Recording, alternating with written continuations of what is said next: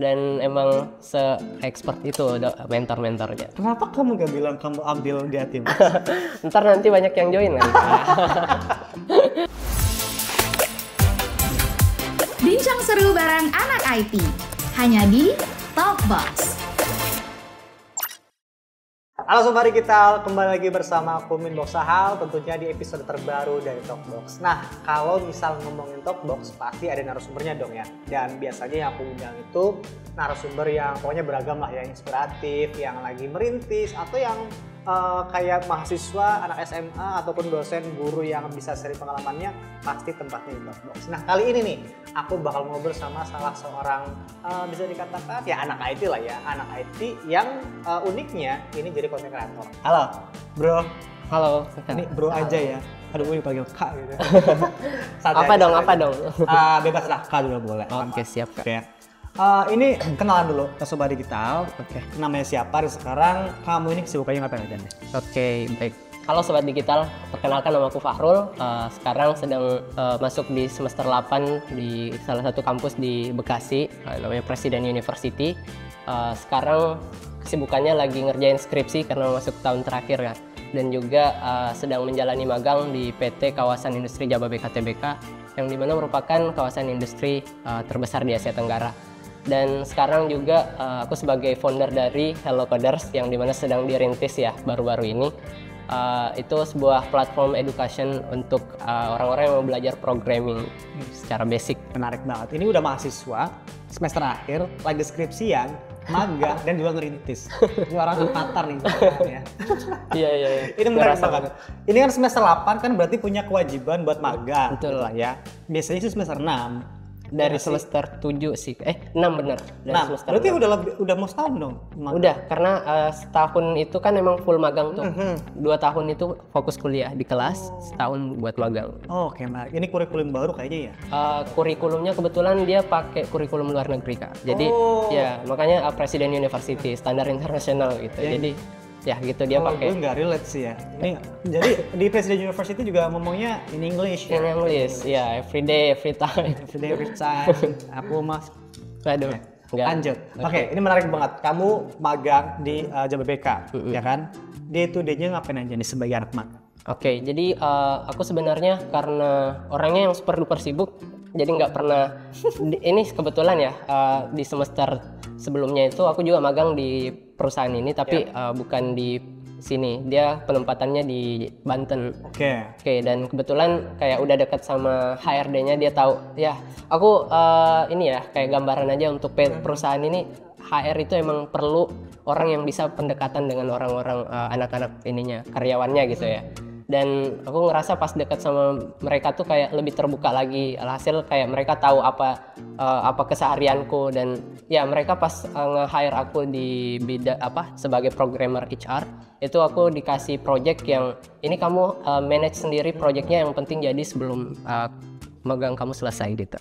Menarik banget. Berarti sekarang kamu lagi dapat project nih dari tempat magang kamu gitu ya, yang lagi kamu kerjain gitu. Bener. Ya. Tentunya kaitannya sama coding dong. Oh pasti. Kan emang gitu kerjanya itu. Tapi kamu sendiri ini nggak sih sama coding sendiri, suka nggak sih, atau memang kayak ya mau nggak mau gue anak IT gue harus bisa coding? Oke. Nah ini satu yang unik ya, karena mungkin banyak orang-orang yang masuk di dunia itu di dunia IT yang udah kenal dengan apa itu IT. Tapi aku kebalik, malah tahu kata coding itu pas mau masuk di dunia IT nih, mau masuk dalam artian pas lulus kuliah lulus SMA kan kita mau cari jurusan tuh. Nah awal ceritanya gini, aku cari jurusan yang paling cepat kaya, yang paling cepat dapat kerja gitu ya. Ini realistis banget ya? Realistis banget. Realistis dilemanya anak SMA itu, mana sih jurusannya prospeknya banyak? Iya nggak sih? Benar. Nah, dan alhasil muncullah IT itu paling awal. Nah, coba aku review lagi di YouTube, katanya ada lagi teknik sipil, dan teknik sipil itu udah ada gambaran kan kalau dia lebih ke lapangan. Nah, aku tuh tipe orang yang suka di ruangan. Jadi mungkin ini realistis lagi nih. Kalau di ruangan kan bisa putih gitu ya. Tapi ini sumpah 3 tahun di dalam ruangan nggak putih-putih Kak, serius. Itu aku kaget juga ya. Ini life goals-nya beda banget ya. Yang satu pengen kaya, satu lagi pengen glowing gitu. Nah, itu kan semua orang mau itu ya Kak ya. Jadi pengen lebih better dari yang kemarin gitu. Berarti baru tahu coding tuh justru ketika lulus SMA. Dan karena tadi ya searching jurusan yang paling bisa cepat kaya. Nomor satu pesugihan. Sorry salah. Waduh. Teknik informatika salah satunya. Jurusan IT lah ya. Ini menarik banget nih. Wah. Ini di luar dari apa ya? Aku nggak tahu secara ininya, tapi dari gambaranku ada beneran itu apa ya? Aku rasain pas kuliah ternyata beneran sih. Kayak aku aja belum lulus kuliah udah bisa berpenghasilan 2 digit, bahkan ada recordingan itu loh Kak. Sombong banget ini. Iya kayak. Tapi sombongnya tuh beneran real loh ya nggak sih? Serius hal-hal yang kayak apa ya, kayak benar-benar nggak nggak bisa jadi gambaran untuk anak kuliahan gitu Kak. Tapi aku bisa ngebuktiin itu, wah ternyata bisa ya kayak gini ya. Yang mana yang jelas nih, jangan sampai temen-temen misalkan udah tahu ini jurusan IT nih, kayak gue pengen cemplungan semua IT. pengen cemplungin aja terus tapi pengen cepet kaya, tapi kan yang namanya misalkan jadi mahasiswa pengen cepet kaya, ya kan? Iya sih, pasti kan perlu yang namanya usaha. Iya nggak? Usaha cari tempat magang yang bikin project sendiri, ya nggak sih, ngasah soft skill masing-masing. Karena ya soft skill, hard skill. Karena dua hal ini, Sobat Digital, itu dua elemen yang sangat penting kalau misalkan teman-teman mau sukses. Ya nggak sih? Bener. Soft skillnya oke, hard skillnya juga oke. Ya nggak? Bener banget. Itu menarik banget. Dan juga aku penasaran, tadi kamu hampir setahunan di perusahaan ini, ya kan? Iya. Dan juga berarti dipindah nih ke pindah lokasi doang, pindah lokasi kerja. Itu kalau boleh tahu lagi ngerjain project apa nih? Kalau yang sekarang? Ya nggak usah diceritain blueprintnya lah ya. Kasih tahu ini ya konsepnya aja. Karena kebetulan perusahaan ini tuh aku kan kemarin di Banten itu kayak cabangnya. Nah kebetulan sekarang itu udah di pusat, dan di pusat ini HR corporate dia tuh bagiannya untuk analisis perusahaan. Misal yang dia tuh tugasnya untuk kalau misal ada karyawan yang ingin naik jabatan kan perlu dites tuh. Nah, sistemnya di perusahaan ini dia masih manual Kak. Nah, alhasil aku di hire untuk nge-build sistem yang bisa secara otomatis. Jadi orang nggak perlu. Jaba PK ini punya 26 cabang yang dimana tersebar di seluruh Indonesia. Nah, itu yang nantinya bakal ngeribetin karyawan ketika dia mau naik jabatan harus ke pusat kan. Dan aku ngerasa wow, kalau misal sekelas perusahaan gede seperti ini masa sih harus masih manual gitu kan. Kertas. Nah, dan juga sebenarnya ada sih mereka pakai sistem yang berbayar, cuman itu kayak kurang efisien lah secara ini kan. Jadi ya dia nge-hire kita buat itu, develop itu. Dan sebenarnya bukan nge-hire kita secara mandiri, tapi kebetulan kan ada program pemerintah ya yang MSIB itu ya. Aku ikut di situ, dan dia juga kebetulan jadi mitra di situ, ini tahun keduanya. Oke, dan kebetulan jadi mitra di situ dan kamu berlanjut di situ lah ya. Lanjut di situ. Kalau misalkan ditawarin buat jadi kayak full time job di sana mau nggak? Ayo nih. Aduh, ini sebenarnya nggak ini sih ya, tapi kurasa kalau untuk full time job untuk ini buat nyari ilmu boleh, tapi kalau ilmunya udah ada dikit gitu ya, terus kitanya memang mau lebih berkembang, coba ini explore sendiri, survive lagi, nyari opportunity baru ya, yang lebih kayak bisa ngasah, nambah ilmu dan juga bisa menggali potensi. Itu menarik. Gitu. Nah Fahrul, ini kamu tadi bilang selain magang merintis sebuah usaha gitu kan, sebuah platform gitu ya, kamu juga aktif konten. Iya, karena aku juga lumayan tahu Fahrul sering lewat gitu ya kalau ditanya, ini siapa ini? Awal mula kamu ngonten tuh gimana nih? Boleh ceritain nggak? Oke. Jadi awal-awal kan di SMA itu, lulus SMA, aku kayak ngadepin masa-masa sulit menentukan jurusan. Dan alhasil aku kayak kebanyakan scroll di YouTube kayak jurusan gitu. Nah, kayaknya ini aku bagusnya ceritain tentang perjalananku juga nih. Gimana kesusahan mencari jurusan. Dan alhasil pada waktu itu aku kayak keterima beasiswa yang di Presiden University ini, dan aku kayak ceritain itu, dan kebetulan banyak juga tuh yang dapat, dan ya naiklah video ini. Dan aku ngerasain kayaknya aku suka di bidang ini deh, karena suka balesin komen-komen orang, berinteraksi walaupun nggak secara langsung. Nah itu awal mula masuk ke dunia introvert. Gitu. Dunia apa? Introvert. Karena pas masuk di bikin konten itu kan, aku masuk di IT lagi. Nah itu kolaborasi yang benar-benar ngebawa aku jadi orang yang susah untuk ini, gitu loh Kak. Tapi pada dasarnya kamu itu ini nggak sih introvert atau extrovert? Extrovert. Iya, dulu aku bisa pernah masuk di SMA itu organisasi, nyampe 9 organisasi, sampai bertahan sisa berapa gitu, sisa 3. Tipes berapa kali?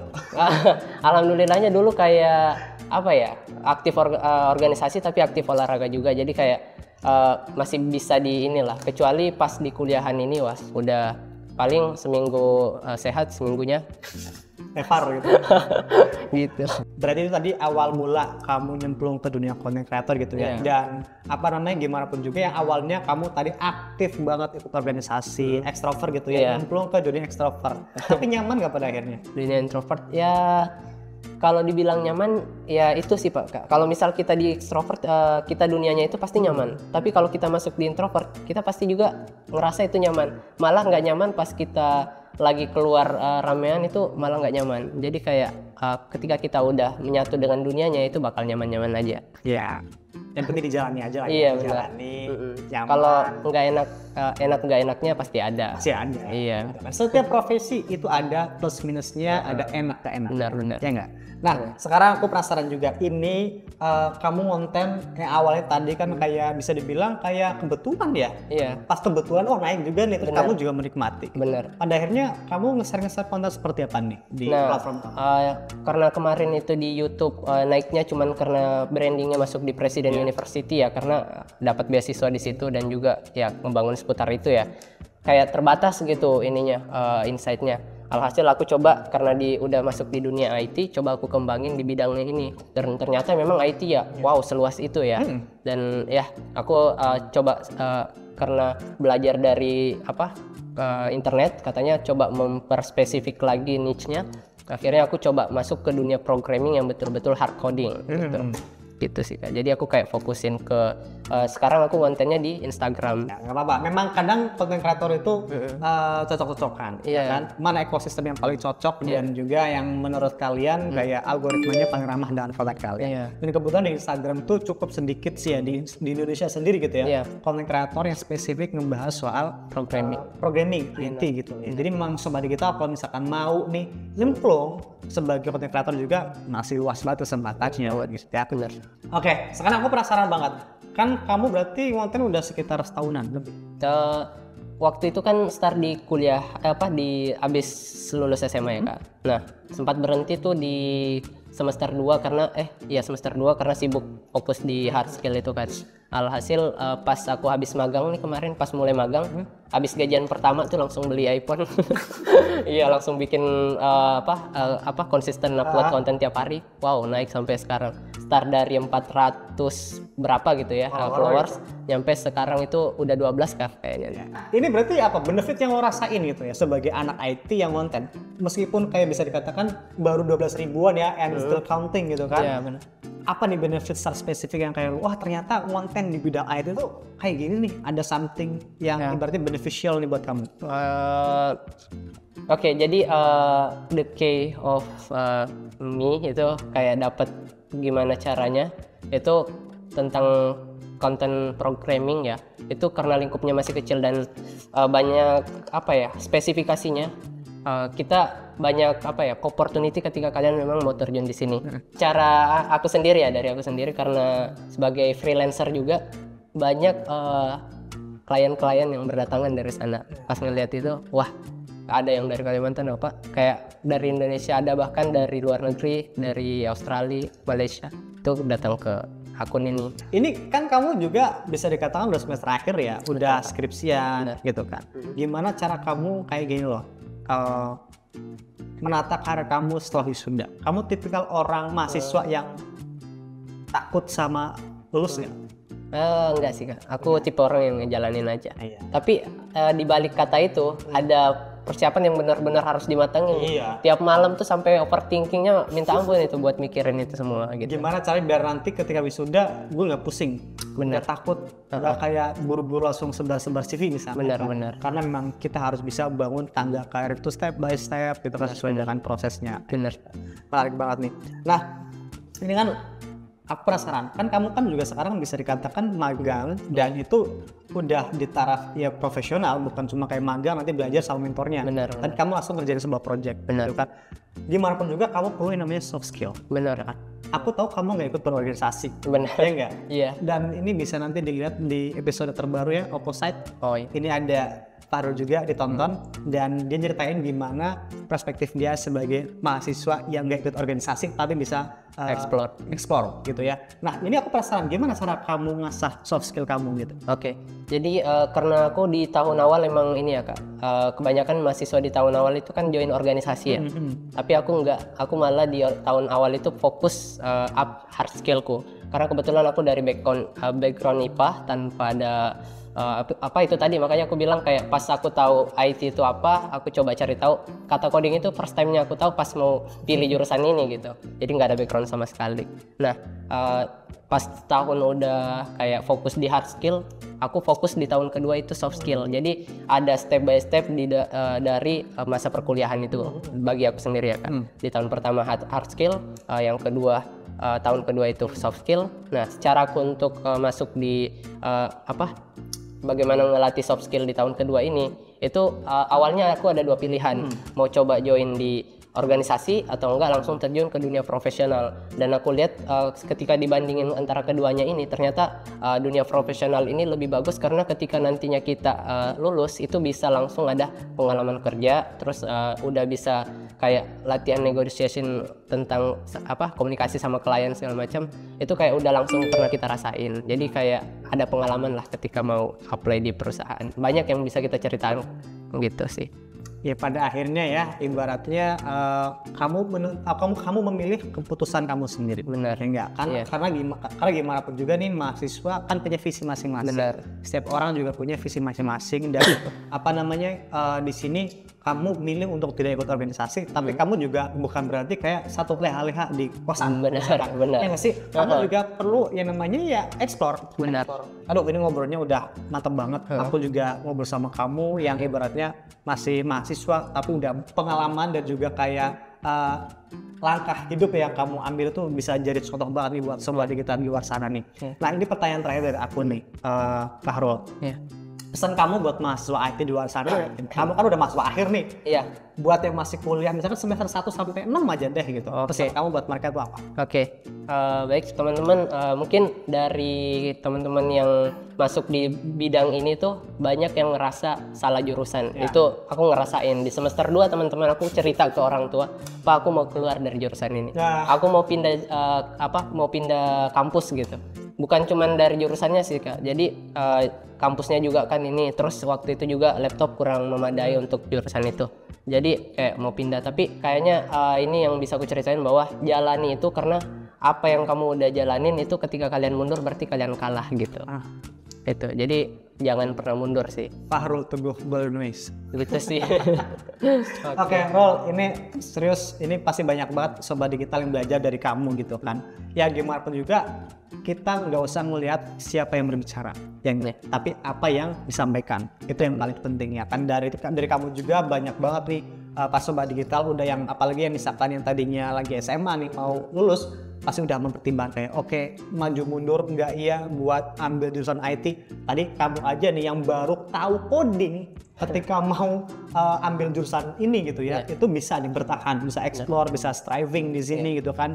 Bahkan pada akhirnya udah betah buat menjadi profesional di bidang. Oke, ini menarik banget. Rol, thank you banget sudah join dan main-main di sini, sharing-sharing dan semacamnya. Nanti kapan-kapan kalau kamu udah levelnya tinggi lagi, aku bakal call lagi biar kamu siap. Amin ya. Oke. Semoga bisa kembali dengan versi yang berbeda. Iya, versi terbaik kamu versi dan terbaik. nanti Amin.